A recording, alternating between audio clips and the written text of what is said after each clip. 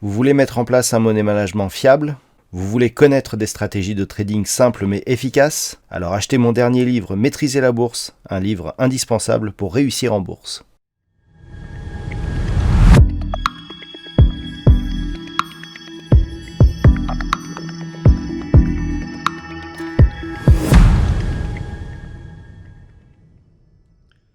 Bonjour à tous et bienvenue sur boursicoté.com pour cette nouvelle analyse technique du CAC 40 en clôture avec une séance donc qui a bien validé la poursuite du mouvement baissier. Ce matin, je vous indiquais que l'on se dirigeait vers la zone des 6169 points.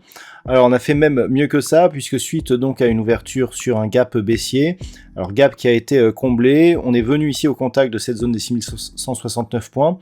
On l'a cassé et on clôture donc en direction de nouveaux plus bas. Donc on clôture sur le plus bas du jour à 6086.02.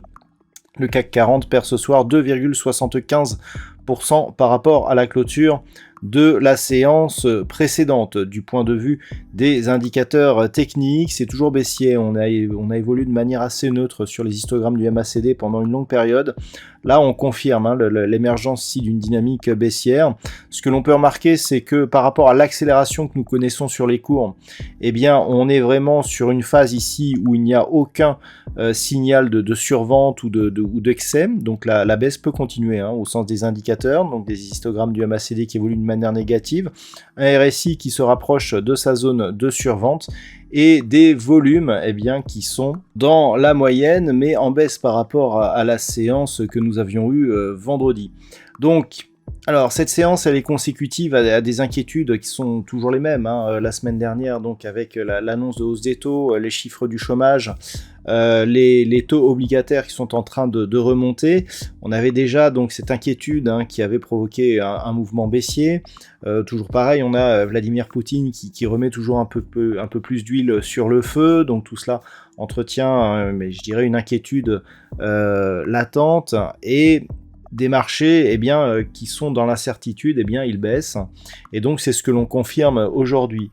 Alors du point de vue du palmarès, on retrouve certaines valeurs à la hausse ou à la baisse. Alors dans celles qui souffrent le plus, on retrouve pour les plus fortes baisses, Dassault Systèmes, Worldline et Total Energy qui baissent toutes plus de plus de 4%. Et puis au chapitre des hausses, on retrouve des valeurs comme Alstom qui a remporté un gros contrat et donc qui surnage à presque 2%, Orange et Unibail Rodamco. Par rapport, je dirais qu'à la configuration, pour l'instant, à part l'inquiétude que suscite encore une future intervention de Christine Lagarde, il n'y a pas grand-chose pour l'instant qui pourrait relever donc l'indice. La saison des résultats est quasiment terminée. En termes de macroéconomie, on n'attend pas de bonnes nouvelles. En termes de géopolitique, on est toujours dans l'impasse. Et honnêtement, par rapport, je dirais, à la configuration technique, on voit que il n'y a pas de configuration réellement excessive et donc on pourrait continuer à baisser.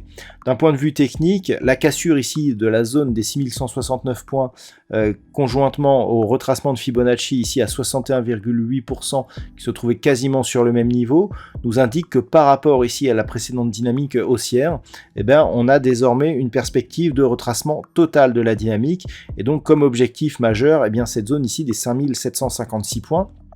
On a des niveaux intermédiaires entre les deux, mais cela nous ramènerait quasiment sur le support majeur ici des 5720 points. D'un point de vue moyen terme, c'est désormais cet objectif qui est visé.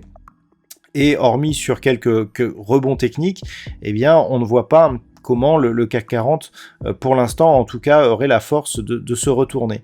Donc pour demain, ce que l'on surveillera, c'est premièrement cette zone ici des 6060 points, cette zone qui avait été le théâtre ici d'un gap et d'un changement de polarité ici support-résistance, et donc pourrait nous donner ici des réactions.